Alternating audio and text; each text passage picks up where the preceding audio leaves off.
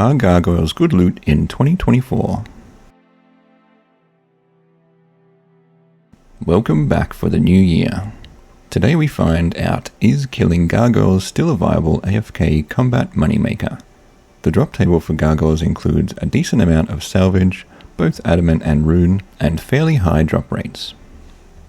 Requirements for Gargoyles are 75 Slayer, and you must take on level 93 Gargoyles. Strategy for Gargoyles. Gargoyles use melee attacks to fight and require a Slayer level of 75 to kill. A rock hammer or dark light is needed to finish them off, or if you have a legendary pet, use the Slayer Finisher skill. Items needed for Gargoyles recommended are Charming Imp for picking up charm drops, the Spring Cleaner, Gem Bag, Legendary Pet or Rock Hammer, Magic Notepaper for drops, Earmuffs or Slayer Helm just to get up past the Banshees on the way, and optional, a Mask of Granite or Helm of Grotesquerie can be used to receive Slayer tasks for Gargoyles once per day if you want to get some Slayer XP while you're doing this. Gear recommended is Necromancy gear, or if you like, magic gear using water spells as they're weak to them. I'm going to try this with non-augmented gear to reduce gear upkeep costs. If you already have the augmented versions of this necromancy gear, you can just buy some non-augmented versions on G, or if you have the mats, make them, as they are actually quite expensive at the moment. For my gear, I'm using non-degrading, so no repair costs, and also no augmented gear, so no charge pack costs either. So what I bought actually an Amulet of Fury T, as the Blood Amulet does need to be repaired, but the Amulet of Fury doesn't. Luck of the Dwarves, or if you want Wealth just for the stats, non-augmented Necro gear, or make alternatives. On mine, I think I just got tier 70 some bits, and then just used some tier 90s. And then I just used the Jazz or other God Book just for the stats as well. Just don't activate it, as this does cost quite a bit to run. The Gargoyles location is just in the Slayer Tower in Mauritania, and just head up the top level. You'll see them as you go up the stairs.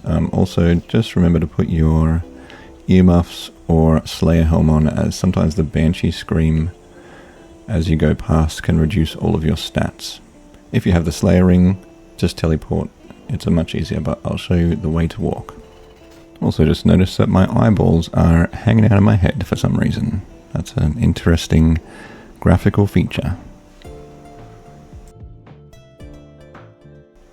Now I'll just do some loot testing here, which basically I just start killing as many as I can for 10 minutes and then check the logs to see how many I've killed and what drops we got, and then total it up. This is probably a very rough average, but it gives you some idea of the loot that is available.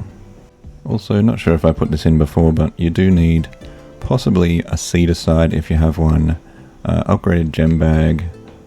I bought an overload, but I didn't actually use it, as I seem to be doing quite a bit of damage already.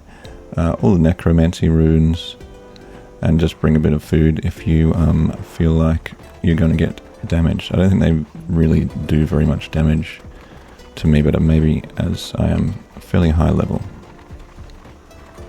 Also, as I always forget, here are my current red bars for necromancy, and I'll just snip the rest of that because that's a bit boring really.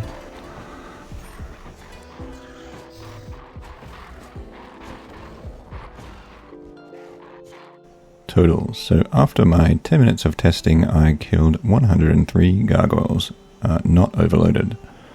Total cash made from AUX and sales is 544k. So this is an average of 5.2k per kill.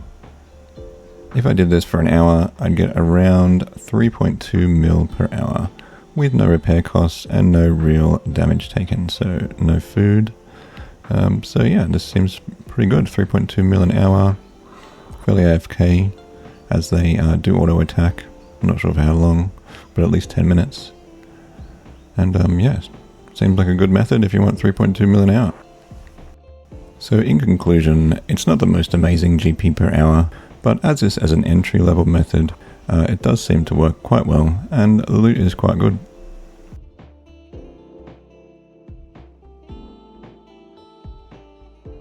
The end. Thanks for watching. If you liked this video, please like and subscribe.